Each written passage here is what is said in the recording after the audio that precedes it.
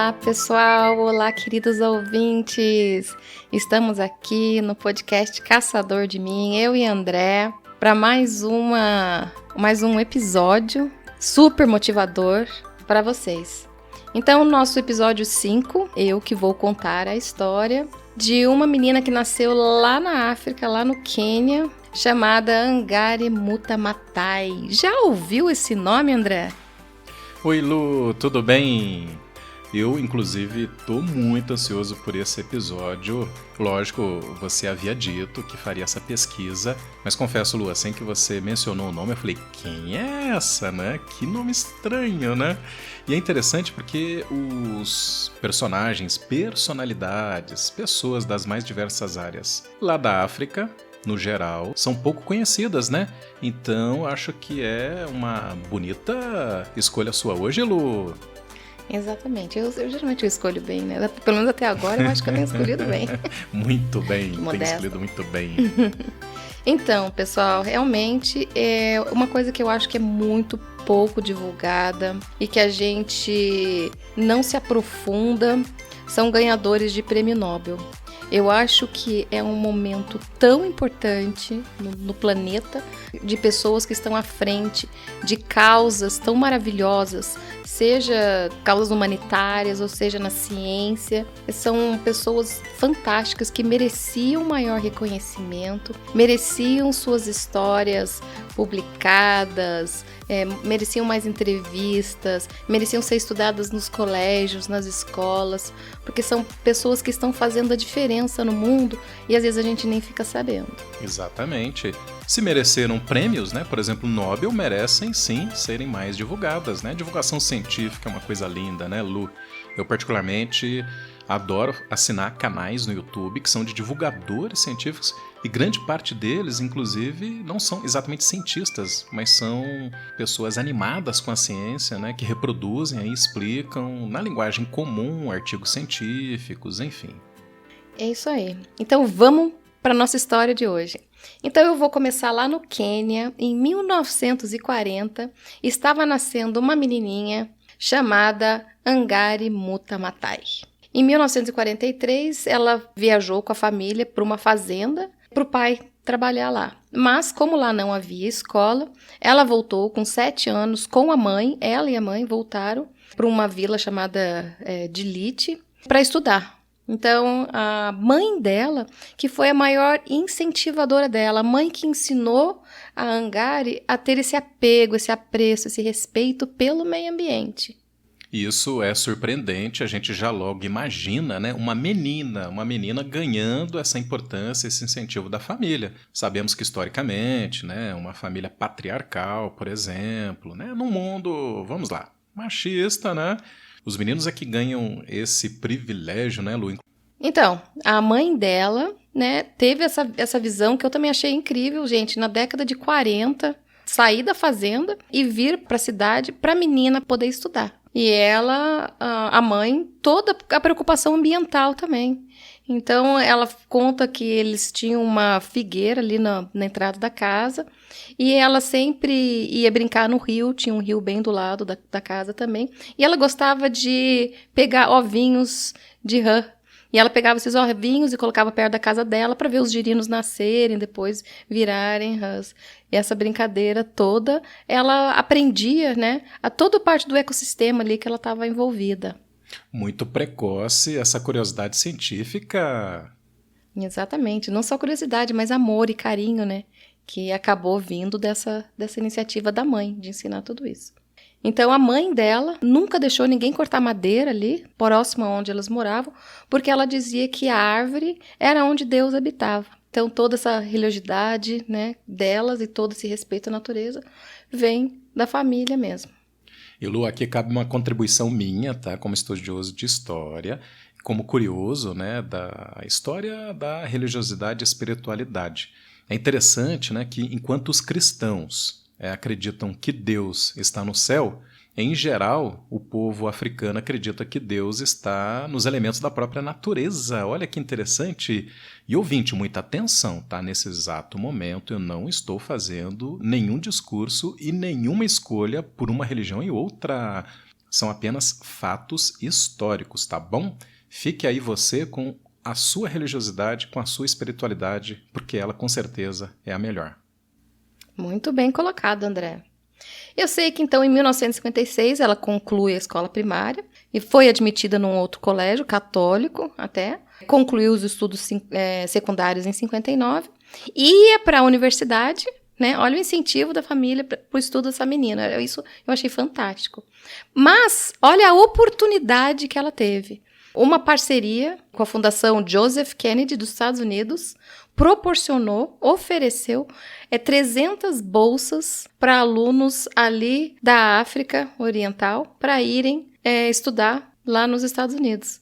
Então ela foi, em 1960, ela parte para os Estados Unidos para agarrar essa oportunidade, essa chance, e se formou a primeira mulher da África Oriental a obter o grau de bacharelado em biologia em Atkins, no Kansas. Uau, olha aí. Nesse momento, né, ouvinte, a gente tem que concordar que, de alguma forma, tem que existir, sim, um incentivo, tem que existir fundações, investimentos privados ou públicos para incentivar esses talentos, né? Nem sempre a ordem natural das coisas, ou seja, estudar muito vai dar em oportunidades de desenvolver o cientista. Ele precisa, sim, de incentivo, vindo ela de governos ou da própria iniciativa privada. Exatamente. E em 66 ela não para por aí não. Ela vai e obtém o mestrado em biologia pela Universidade de Pittsburgh. Vai trabalhar como pesquisadora na Alemanha e ainda faz o doutorado pela Universidade de Nairobi. Termina o doutorado em 71. E foi também a primeira mulher na África Oriental e Central a receber o grau de doutora naquela universidade, tornando-se daí uma professora na área de anatomia veterinária. Lu, quer dizer que aquela menininha lá em 1940, lá nos confins da África, agora é uma doutora. Doutora e a primeira professora ali naquela universidade. Quando ela voltou para sua terra natal, ela começou a observar a mudança na paisagem ali daquela região do Quênia. Ela viu a agricultura entrando forte ali e o desmatamento absurdo. Cortaram várias árvores ali, percebeu que os rios secaram e ela não encontrou mais os ovinhos de rã que ela costumava coletar quando era criança. Então isso proporcionou nela um incômodo muito grande. E ela, como era uma pessoa muito determinada e muito criativa, preocupada com essa causa ambiental, decidiu começar um movimento para mudar isso.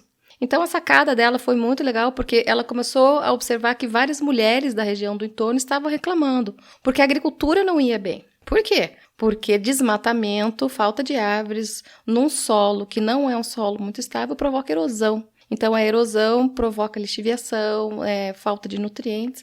Então as famílias estavam cada vez mais pobres ali na região. E é interessante que ela, na posição agora de doutora, bióloga, cientista, entendia isso. Mas, Lu, a mãe dela, intuitivamente, já lá na década de 40, percebia essa relação estreita, né, do desmatamento com a perda da riqueza da flora e fauna, dificultando a própria subsistência da família. Para você ver que mãe genial também, né? Que já tinha exatamente esse feeling, essa observação e esse cuidado com tudo. Então ela, como você falou, como bióloga, mulher, humanitária, sabia do problema e começou a desenvolver um projeto. Então esse projeto, como ela fazia parte do Conselho Nacional de Mulheres do Quênia, ela fundou o movimento chamado Green Belt Movement, que é o movimento Cinturão Verde, traduzindo para o português. Em 77 ela conseguiu fundar isso. E o movimento, lógico, né, só começou a falar assim, plantem mais árvores. É difícil. Então ela teve essa sacada de falar que as árvores gerariam renda. Então ela foi atrás de patrocínio, foi atrás de órgãos que pudessem se solidarizar com a causa e conseguiu. Então no início ela pagava para as pessoas, pouquinho que fosse, para elas plantarem uma árvore nas suas propriedades. E assim começou. Além disso, começaram as palestras, começou discussões. Então, ela começou a crescer esse movimento através do que hoje a gente chamaria de educação ambiental. Então ela começou um processo de educação ambiental ali fantástico, mostrando todo o ganho que as pessoas teriam ao plantar as árvores em suas propriedades.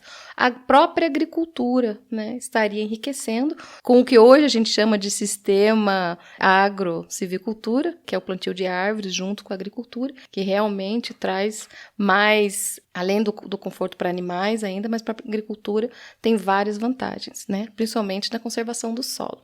Então, isso que ela começou a fazer. Incrível isso, né, André?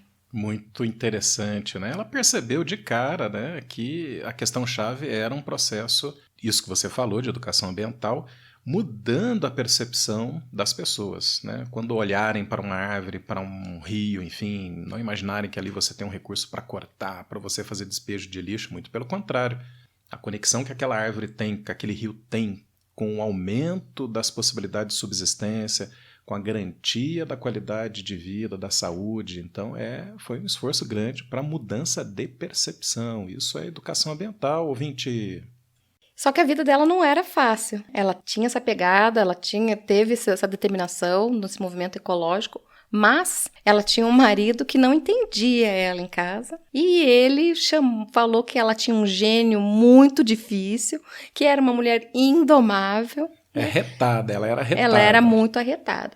E eles acabaram se separando, ele ficou com os filhos, ela ficou numa situação bem complicada, com pouca verba. Ela ela se inscreveu para ser presidente desse Conselho das Mulheres e ela começou, como o movimento dela estava crescendo muito, isso começou a incomodar quem queria a expansão da agricultura e quem estava metido com venda ilegal de terras e desmatamento. E quem era essa pessoa? Ninguém menos do que o presidente do Quênia. O próprio presidente. O próprio né? presidente. Lu, veja bem os enfrentamentos que ela passou, né? Primeiro, internamente, familiarmente, né? O marido ali, numa posição, quem sabe, né? De contestação e tal. Aqui quem manda é eu e vamos lá, enfim. Daqui a pouco, as forças produtivas, né? O grande empreendimento que não quer saber de subsistência, de sustentabilidade, ele quer saber de rentabilidade. Mesmo que isso custe o desmatamento, a poluição. E depois, Lu, como se não bastasse, então o próprio governo, o presidente se indispõe aí, poxa vida, como é que ela se sai disso? Então, o presidente Moi sempre começou a perseguição mesmo, né, com a Wangari.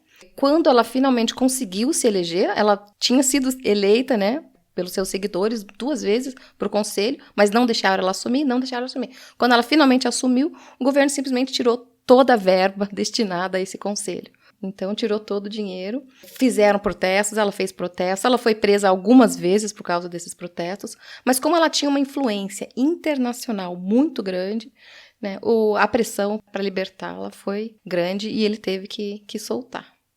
Nesse ponto, Lu, é uma coisa que eu tenho observado.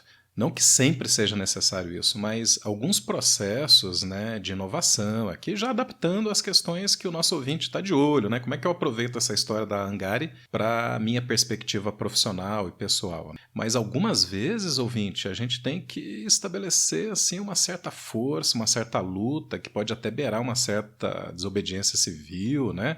Logicamente, tudo dentro das possibilidades éticas, morais, mas nem sempre os caminhos normalizados, os caminhos legais vão favorecer alguma coisa que esteja muito fora da curva.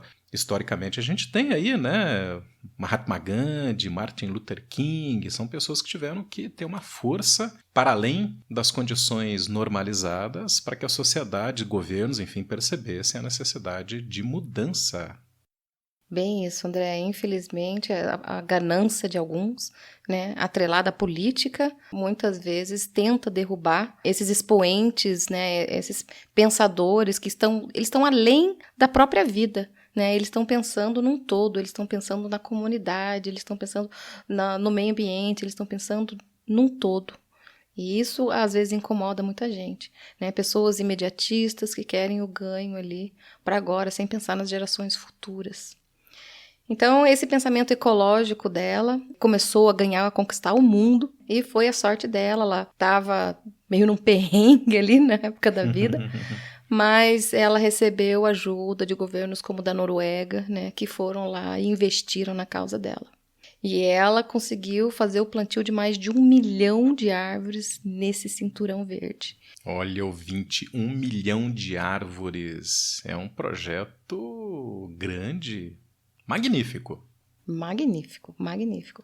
E óbvio, quando você faz o plantio de árvores e recupera o meio ambiente, ele dá o retorno. A volta de um solo mais conservado, de um solo mais nutritivo, né? Tudo isso, a volta do ciclo hidrológico ali da região, tudo isso acaba melhorando. Lógico que ela não parou por aí. Um empreendimento grande ia ser iniciado num dos parques lá do Quênia. Eles foram lá, entraram com protestos e foi uma briga grande também. Ela levou quase 10 anos, mas ela conseguiu suspender o empreendimento, a construção ali. E ela foi uma verdadeira heroína. Até que ela foi reconhecida em 2004. Ela ganha o Prêmio Nobel da Paz por esse projeto dela, que ganhou o mundo nesse plantio de árvores aí, que além de plantar as árvores, ainda ajudou todas as famílias ali envolvidas. Então, ela conseguiu recuperar a renda de muitas famílias ali que estavam em extrema pobreza. Lu, o Prêmio Nobel, indiscutivelmente, é um dos maiores reconhecimentos, né, na área científica, social, cultural, artística, etc. Ela deve ter ficado, assim, encantadíssima, né, e bastante orgulhosa. Talvez não, né? É que a pessoa que faz obras grandiosas como essa faz sem sentir e às vezes sem perceber a grandiosidade de tudo isso. Mas eu acho que o prêmio é um reconhecimento que deve ter empolgado o legado, ou seja, as pessoas que estiveram com ela e as pessoas que estão vindo depois dela, né? Dando continuidade a essas ideias e projetos. Exatamente. Então, o trabalho dela não para por aí. Depois que ela ganhou o Nobel da Paz, em 2004, ela foi nomeada mensageira da paz pela ONU e levando a mensagem desse plantio, né, baseado em comunidades locais pelo mundo inteiro. Então, ela escreveu 4 livros, né, que foram publicados. E ela fez a diferença no mundo. Então, é uma pessoa... Ela viveu até os 71 anos, né? Ela faleceu em 2011. E o trabalho dela continua, não parou. Tem os seguidores hoje em dia, tem todo mundo voltado para isso. Talvez devesse ser mais divulgado, porque é uma pessoa tão forte que fez um trabalho tão fabuloso e, sinceramente, eu não tinha ouvido falar. Olha só, é o que eu falo, precisa de divulgação, gente. A gente precisa de divulgar, a gente precisa divulgar essas pessoas, esses expoentes que surgem no nosso meio aí para trazer o bem, gente, para fazer o bem. Lu, por enquanto eu não vou te dar o prêmio Nobel, tá? Mas os parabéns porque você está fazendo exatamente isso agora. Você está sendo a divulgadora científica dessas pessoas incríveis que fizeram enorme diferença. E eu espero que ela, né, e os nossos podcasts inspirem vocês, ouvintes.